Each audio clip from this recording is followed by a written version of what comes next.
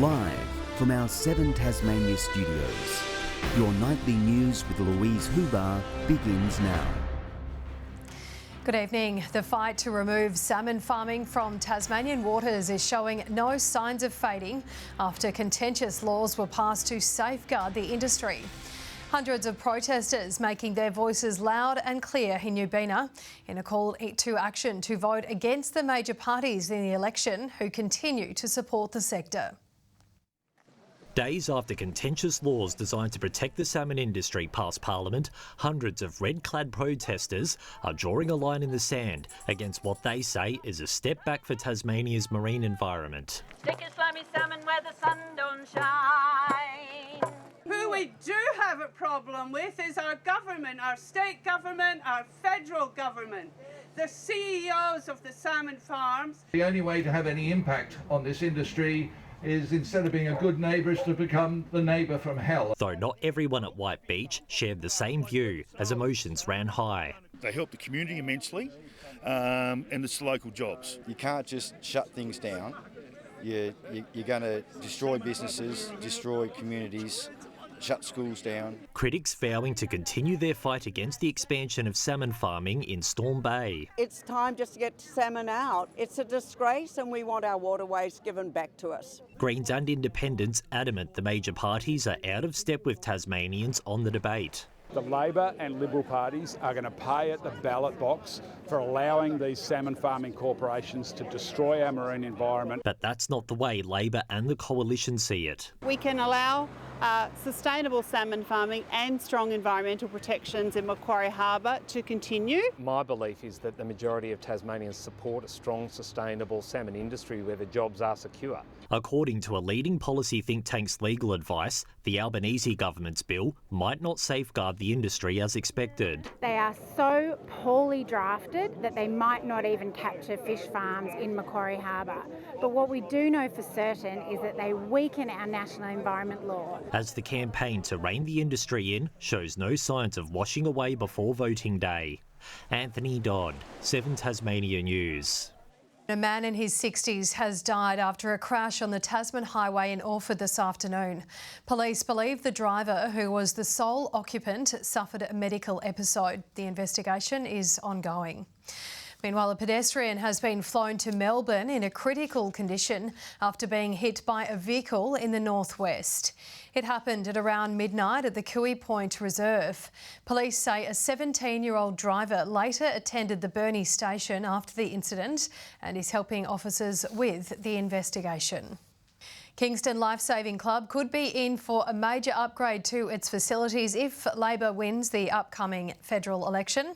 The federal member for Franklin, Julie Collins, promising a $910,000 cash splash to see the club's existing building redeveloped into a modern 2-storey clubhouse.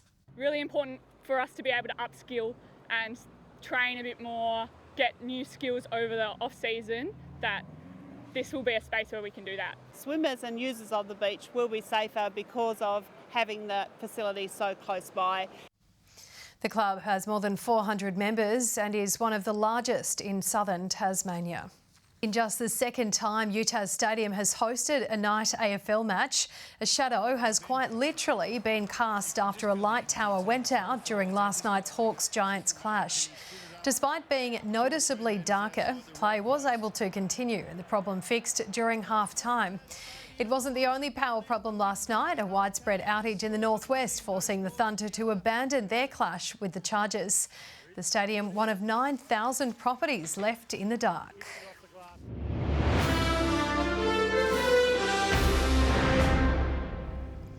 Tasmanian tourism leaders are encouraging Australians to become a winter person with this year's off-season campaign officially launched. The initiative features more than 600 events and offers showing off our unique winter appeal.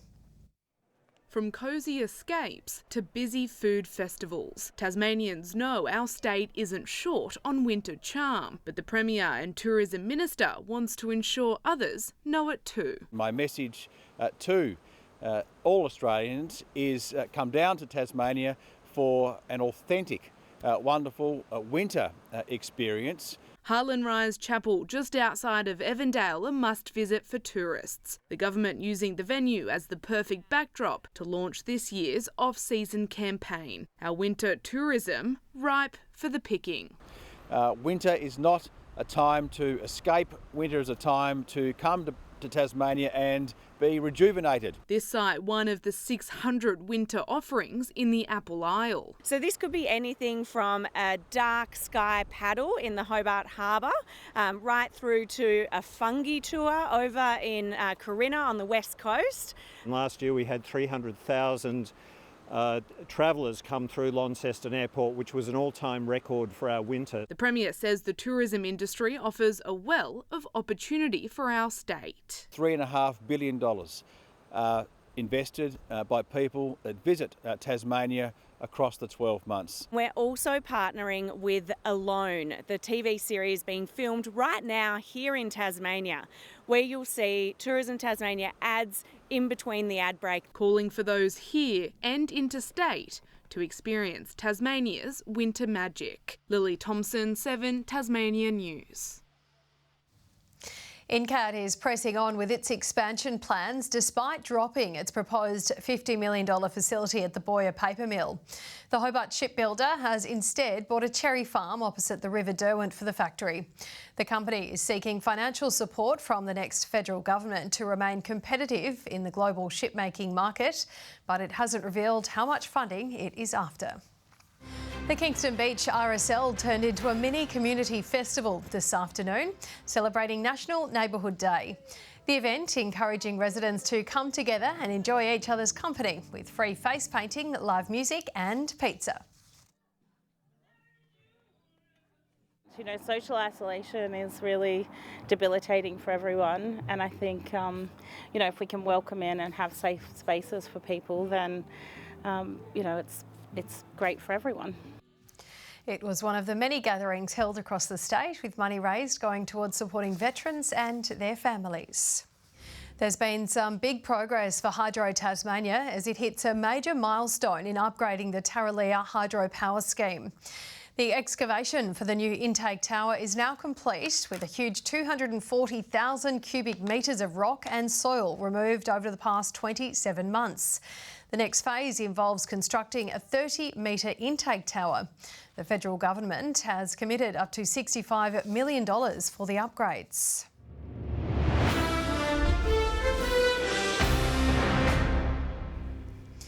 In a controversial start to the NBL 1 season, an advisory panel will decide the winner of the Chargers Thunder game. A blackout forcing an early end with more than a minute on the clock and scores on a knife's edge. With a nail-biter on the cards and 84 seconds on the clock, that would be all. A widespread power outage caused by a possum calling time on the opening round local derby. The league says it will now be up to an advisory panel to decide the outcome of the game. The blackout spoiling what was shaping up to be quite a show. Chargers skipper Jacob Richards shooting with 100% three-point accuracy, leading the night scoring on 27 points. Oh, Jacob Richards, the baseline cut. 11 assists and 5 steals, marking a huge Southern League debut for new Hobart recruit Will Cranston-Lown. Trey Armstrong would land 4 shots from beyond the three-point line for 24 points. No power issues at Elfin, where the Tornadoes struggled to match the Chargers' clinical attack. 19 points apiece from Megan Mullings and Keely Frolling, the host highlight. Oh, it's a big bucket. That is a huge bucket. 21 points from Charger Chelsea D'Angelo, guiding the way in their 10-point win, in a team effort that saw 5 players hit double-digit scores. Nick Kelly, 7 Tasmania News. Northwest product Taron Armstrong's Santa Cruz Warriors have secured hosting rights for the NBA G-League playoffs after back-to-back wins over Rip City Remix. Elevated to the starting 5 for the last 2 regular season games, Armstrong recorded his second G-League double-double, 10 points and 10 assists. Tasmanian Lockie Barker played a part for the Australian Kangaroos during the 3x3 Basketball Asia Cup in Singapore last night. Barker scored 4 points in their win against Iran, while only scoring 2 points against Japan. The Tasmanian Tigers women's team will face off against England in a third-place playoff in the T20 Counties Super Cup. It's the third game in Abu Dhabi for the Tigers after beating Yorkshire by only 4 runs before losing to the Blaze by 13 last night. Both teams have 1 win and 1 loss each. The Australian Rowing Championships have concluded on Lake Barrington this evening with the Interstate Regatta. Tasmania collecting 1 gold medal on their home course, blitzing the field in the women's quad scull final by more than 4 seconds in a race where the lead changed hands a number of times. I'm just so stoked. It was a home national, so yeah, and I'm just so proud of the girls in the crew. Like, we had a little 15-year-old Amy in the bow and she's won the Vic Cup her first time in the crew. Like, how amazing is that? Tasmania also picking up silver in the men's coxless 4 just behind Victoria. The John Coates Cup for the Interstate Regatta has won by Victoria for the first time in a decade. Overall, Tasmanian Phoebe Teal was named Best Athlete of the National Championships with 1 bronze and 6 gold medals all up. Despite strong efforts, Tasmanian runners Sam Clifford and James Hansen have missed out on podiums in the men's 5,000 metre athletics event at the Maury Plant Meet in Melbourne. Clifford finished in 8th spot with a personal best time, while James Hansen came in 12th. Queensland's Kai Robertson took out the race. And stay with us. Kaya Wicks will be with us after the break with the week's weather forecast.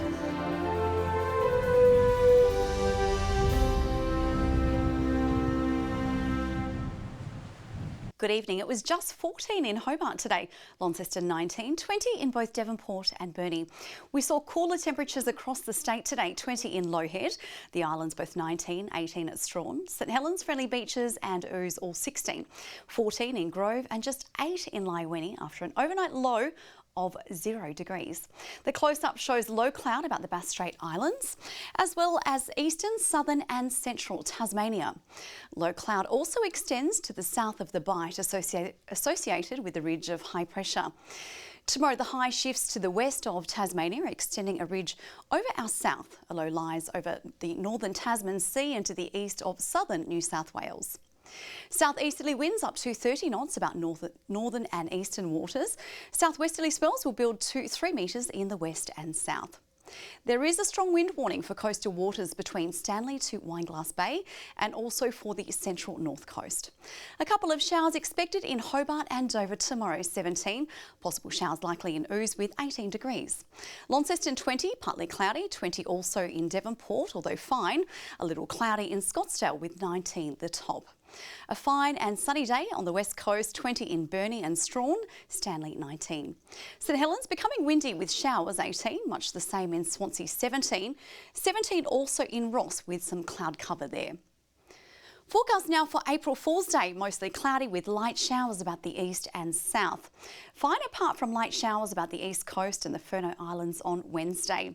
And on Thursday, morning showers developing about the west, extending to most remaining districts during the afternoon before easing and contracting to the northeast in the evening.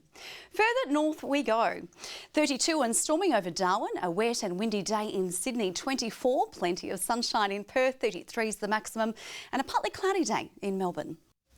Also partly cloudy in Hobart right now, 13 degrees. Sunny in Launceston and also Devonport. Now today wrapped up Australia's only statewide festival, 10 days on the island. Another year of celebrating our island's unique culture and creative spirit, Lou.